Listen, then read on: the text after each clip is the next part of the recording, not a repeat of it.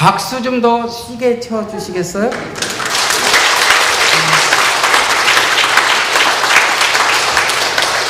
어제 춘천 레이디스 싱어즈 합창단이 발표했잖아요.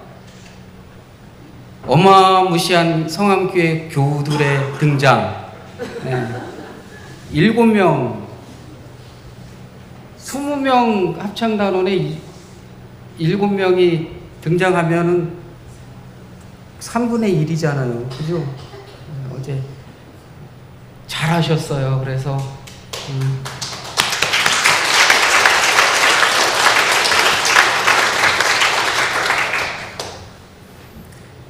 조영훈 권사님의 아주 저 묵직한 찬양은 어느 때나 어디서나 충분한 감동을 느끼게 하는 것 같아요. 성탄절에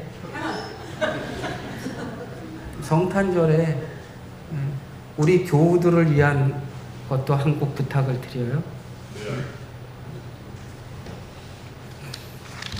따라 하시죠. 살아나는 교회, 살아내는 성도. 2026년도 저희 교회 표입니다. 살아나는 교회, 살아내는 성도. 이 고린도서에는 장마다 이렇게 의미를 두고서 표시하는 표시가 좀 있어요. 고린도전서 13장 그러면 우리가 뭐라 그래요? 사랑장 이러잖아요. 그죠? 사랑장. 고린도전서 13장을 사랑장이라 그러고 고린도전서 그러면 12장을 뭐라고 부를까요? 아이고, 장로님 일부 예배 들으셔서 은사장 대답하신 거예요. 고린도전서 12장은 은사장이라 그래요. 은사는 성령 하나에서 나와서 그렇게 얘기해서 12장은 은사장, 13장은 사랑장, 15장 우리가 오늘 설교의 본문 또 우리가 한 해 동안 살아갈 주제 성구로 삼고 있는 15장 58절을 포함한 15장을 무슨 장으로 부르냐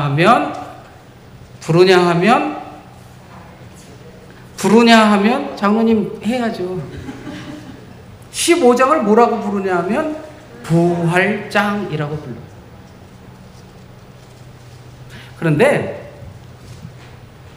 띄워놓고 읽어보면 별로 이렇게 연결이 안 된 것처럼 느껴지잖아요.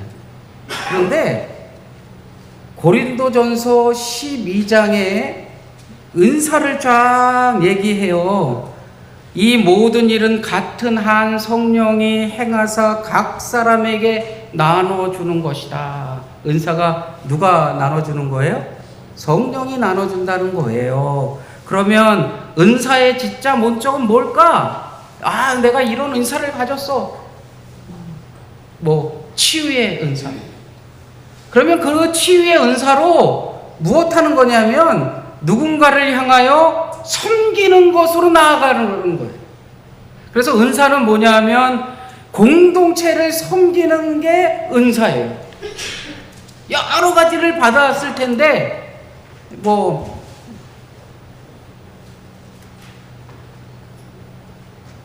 노래를 잘하는 거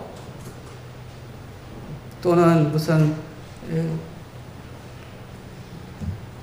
김숙자 권사님처럼 시적인 언어를 표시하는 것들에 대한 것 이런 것을 은사로 받았다면 그것은 공동체를 섬기는 것으로 나아가야 한다는 거예요.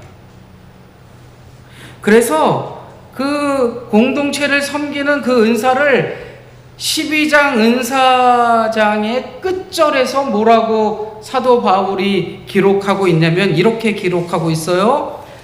더욱 큰 은사를 사모하라. 내가 가장 좋은 길을 보여주리라.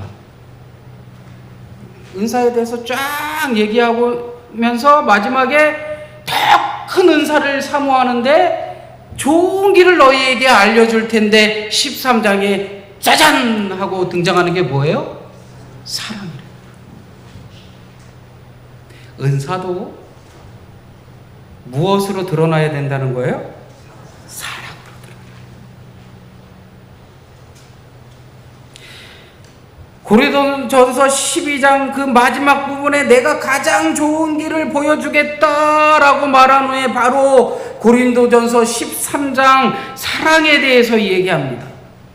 은사보다 더 큰 길이 무슨 길이냐면 사랑하는 길이라는 거예요. 그래서 사랑은 어떻대요? 사랑은 오래 참고, 사랑은 온유하고, 사랑은 자기를 내세우지 않고, 사랑은 겸손하고, 마지막으로 사랑은 진리와 함께 기뻐한다 라고 말하고 있습니다. 은사를 받은 내가 내 삶을 사랑으로 나아가서 그 사랑으로 온전히 아름답게 세워간다는 거예요. 그런데 그렇게 우리가 원한 대로 흘러가면 얼마나 좋아요? 그죠? 뭐 하다못해 축구 경기를 보더라도 내가 이겨야 할 팀, 내가 이기고 싶어하는 팀이 이기면 좋잖아요? 그런데 그게 뜻대로 되던가요? 내 뜻대로 되는 게 그렇게 많지 않아요. 사랑하며 사는 것도 힘든데 지난주에 말씀드렸잖아요. 다시 만나면 뭐만 있다고요? 눈물만 그득그득 하대잖아요. 세상 속에서 또 우리가 우리의 신앙을 지켜간다는 게 결코 쉽지 않은 세상이에요. 그래서인지 사도 바울은 15장에서 이기적인 자아는 죽고 새로운 공동체로 부활해야 한다라고 말씀하고 있는 거예요. 살아나는 교회, 살아내는 성도는 오늘 15장의 부활의 말씀을 통해서 이루어지는 말씀처럼 우리가 다시금 어떻게 해야 되는 거냐면 살아나야 한다는 거예요. 힘들고 어려움 속에서도 우리가 다시금 부활 신앙으로 복음 중심으로 우리의 교회를 세워야 한다는 겁니다. 그런데 우리는 이 부활이라는 거를 어떻게 생각하냐면 그냥 교리적 암기처럼 생각해요. 그냥 뭐 언젠가는 내지는 이런 거. 그 다음에 그것뿐만이 아니라 교회도 우리는 이 제도적인 무엇으로만 생각할 때가 참 많아요. 교회라는 곳은 부활의 생명을 공유한 공동체입니다. 부활의 생명을 공유한 공동체가 교회예요. 성도 한 사람 한 사람이 삶에서 그 부활을 어떻게 해야 되는 거예요? 내 안으로 끌어들여야 하는 거예요.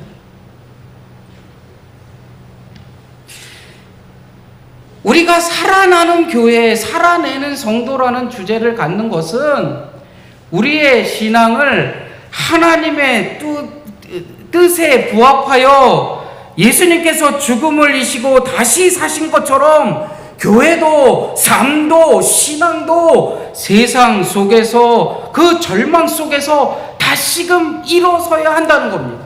그러한 일어섬의 성도가 되어야 하고 일어섬의 공동체가 되어야 한다는 겁니다. 이것이 살아나는 교회입니다. 성암교회가 여기 있습니다. 교회는 건물이나 제도가 아니라 성도 한 사람 한 사람이 살아내는 믿음의 삶이 교회를 세운다는 것을 잊지 마시기를 바랍니다. 살아나는 교회는 살아내는 성도들을 통해서 세워집니다. 한 성도가 말씀으로 살아내면 그 가정이 살아납니다. 가정이 지옥입니까?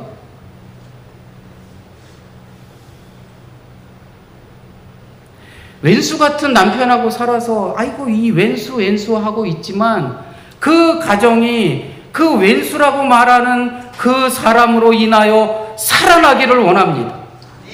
그러려면 한 사람 한 사람 성도들이 살아나야 그 가정이 살아납니다. 그 가정이 살아나면 교회도 살아납니다. 교회가 살아나면 결국 세상이 변화되기 마련입니다. 살아내는 성도가 있는 곳에서 예배가 회복되고 사랑이 흘러가고 용서와 화해가 일어날 줄로 믿습니다. 이런 성도들이 많아질 때 교회는 조직이 아니라 생명체로서의 교회, 즉 살아나는 교회가 될 줄로 믿습니다. 힘들까요? 아니 가망 없나요? 아니 우리의 교회는 죽어가고 있나요? 아니면 죽었나요? 불가능한가요? 에스겔 37장에 마른 뼈들이 살아나 큰 군대가 되는 환상을 보는 내용이 기록되어 있습니다. 에스겔 37장을 보면 이렇게 기록되어 있어요. 그가 나를 영으로 데리고 가서. 누가 데리고 갔다고요? 하나님의 영이. 이 질문을 우리에게 똑같이 좀 던져봤으면 좋겠습니다. 예배당에 있지만 예배가 식고, 성도는 있지만 생명력이 없어진, 잃어버린, 혹은 마른 뼈 같은 우리의 신앙 삶에 대하여 에스겔 37장의 말씀을 빗대어 나를 돌아볼 수 있기를 원합니다. 주의 영이 나에게 임하면, 하나님의 영이 나와 함께하면 마른 뼈들이 되살아나 뭐를 이뤘다고요? 군대를 이뤘답니다. 오늘 우리가 살아나는 교회, 살아내는 성도를 위해서 우리에게 필요한 것은 새로운 프로그램도 화려한 예배도 아니라 성령의 생기가 교회 안에 다시 불어올 수 있기를 간절히 원합니다.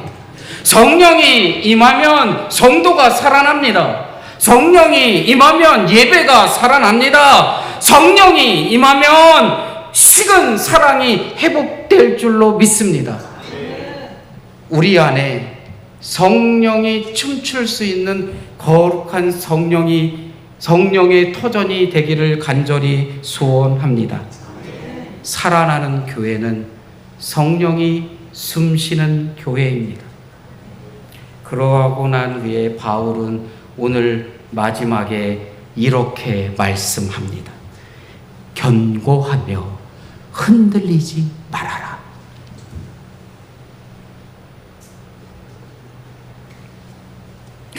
당시 고린도 교회는요, 겉은 굉장히 화려했어요.